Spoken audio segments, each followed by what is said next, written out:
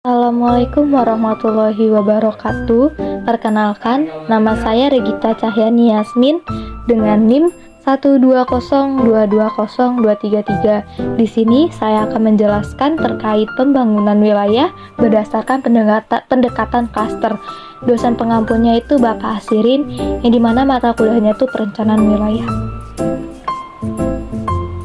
Untuk outline-nya sendiri ada profil Michael Porter, ada pendekatan tradisional, ada pokok pemikiran, ada keunggulan kompetitif, ada keunggulan daya saing, komposisi ekonomi, manfaat klaster, strategi ekonomi, perumusan strategi, dan kebijakan publik, dan terakhir ada kebijakan ekonomi.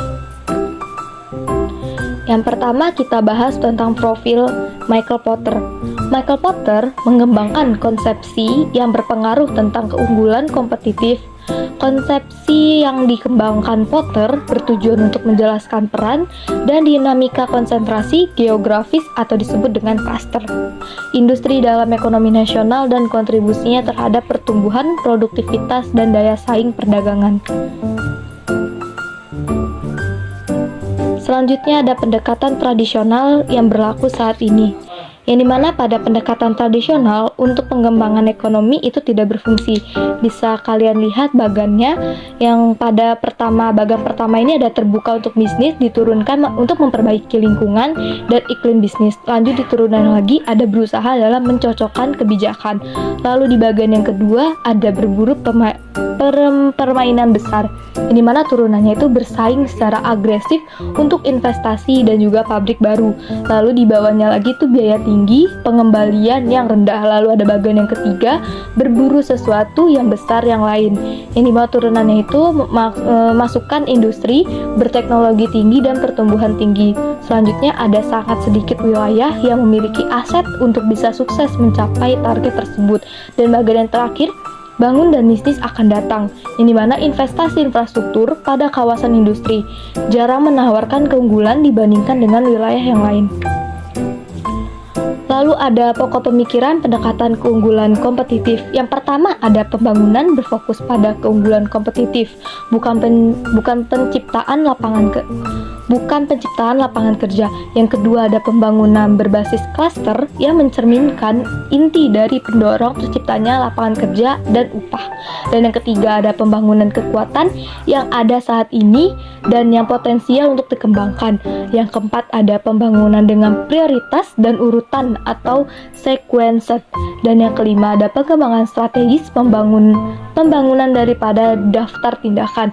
Dan yang keenam yang terakhir itu ada pembangunan berdasarkan data, bukan politik atau pemikiran penuh harapan semata.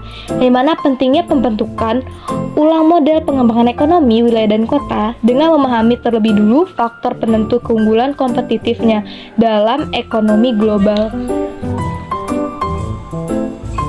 Selanjutnya masuk ke unggulan kompetitif, yang mana ada wilayah kompetitif ialah suatu keadaan perusahaan ketika di wilayah tersebut dapat beroperasi secara kompetitif atau unggul dengan wilayah lain, yaitu nasional ataupun global, hingga dapat memenuhi standar hidup.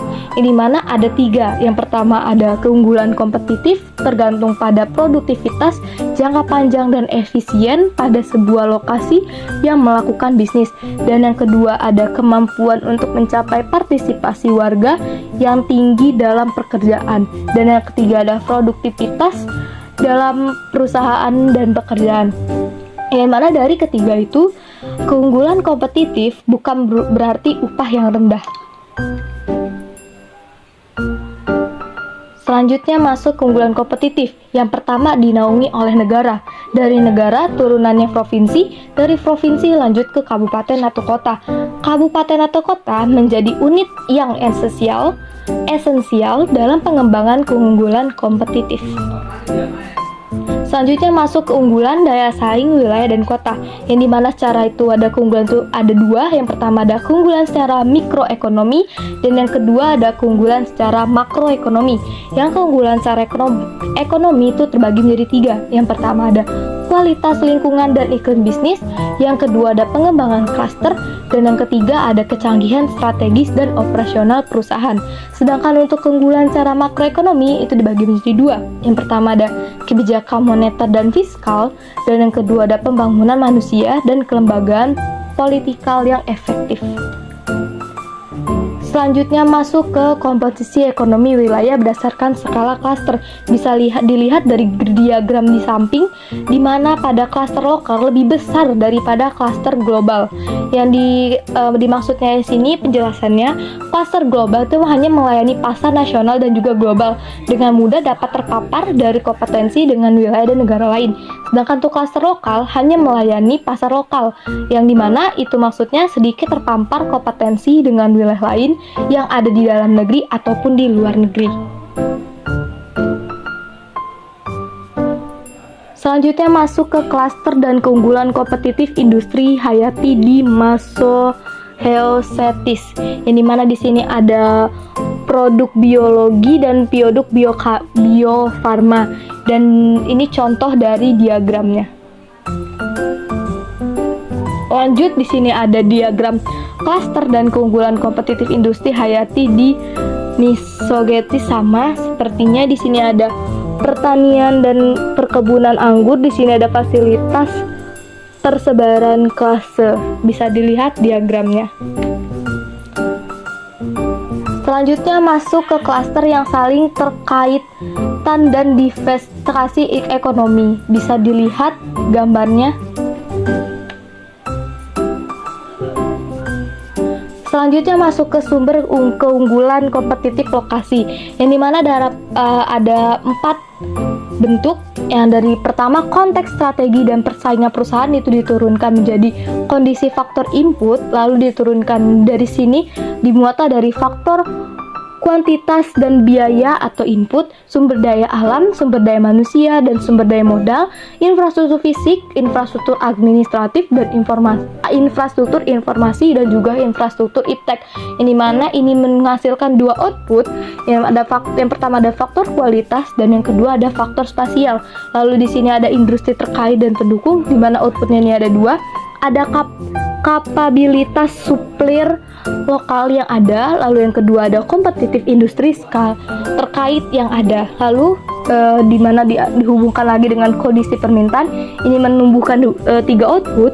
Yang pertama ada permintaan yang baik dari penggalan lokal, 2 kebutuhan pelanggan, yang ketiga ada permintaan lokal yang tidak bisa dalam segmen transportasi yang dapat dilayani secara global. Dari keseluruhan ini, dari kondisi permintaan balik lagi ke konteks strategis dan persaingan perusahaan, di mana ada konteks lokal yang cocok dan di-upgrade secara berkesinambungan. Dan output yang kedua ada kompetisi dan kompetisi yang virtuous di antara persaingan lokal. Selanjutnya masuk ke manfaat klaster sebagai alat pengembangan ekonomi wilayah. Yang pertama ada meningkatkan keterkaitan atau linkage dan limpahan atau spillover untuk mendorong perkembangan ekonomi yang pesat. Yang keduanya untuk meningkatkan jumlah perusahaan terkait multiplikasi, dan yang terakhir ada meningkatkan efisien dan efektivitas kebijakan ekonomi tradisional.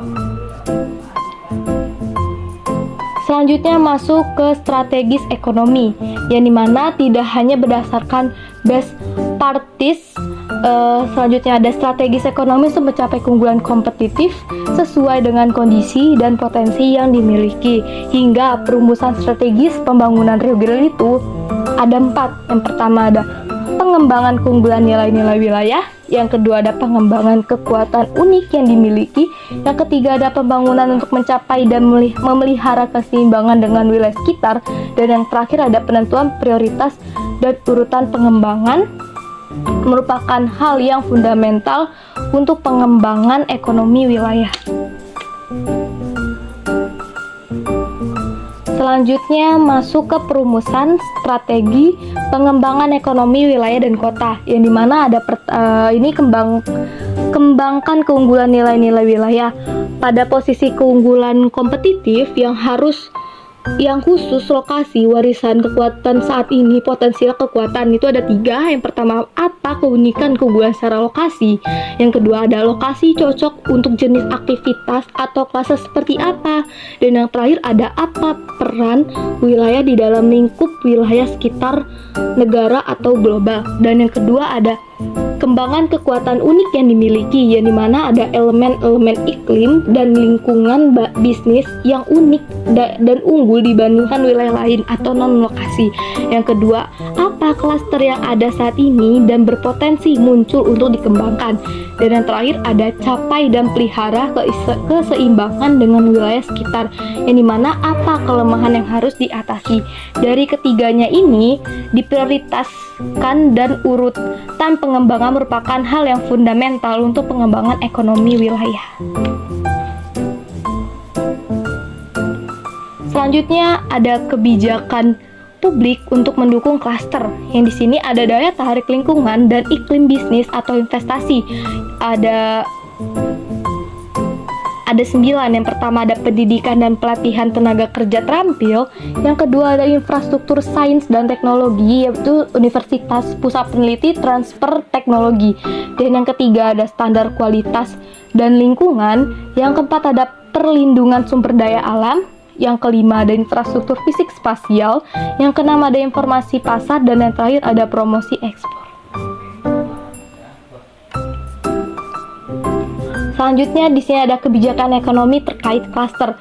Klaster di sini ada 6. Yang pertama, ada pengumpulan dan penyebaran informasi ekonomi, lalu ada promosi ekspor, lalu ada reformasi regulasi, selanjutnya ada promosi investasi asing langsung, yang selanjutnya ada kebijakan iptek, dan yang terakhir ada pengembangan faktor spesialisasi dan kecanggihan.